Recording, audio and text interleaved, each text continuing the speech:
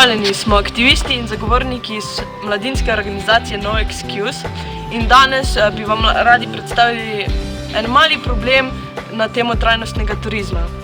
Se pravi, naš problem je to, da v turističnih destinacijah po celi Sloveniji je veliko netrajnostnega prometa.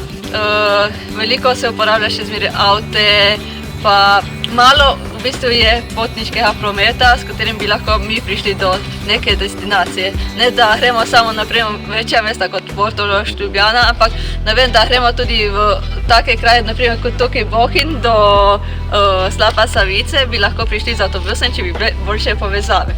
Zdaj, kako bi to storili, da bi nam Evropska unija to pomagala?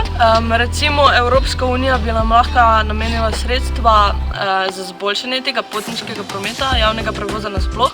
Lahko bi tudi sodelovali z drugimi državami in si izmenjevali dobre prakse tega trajnostnega prometa.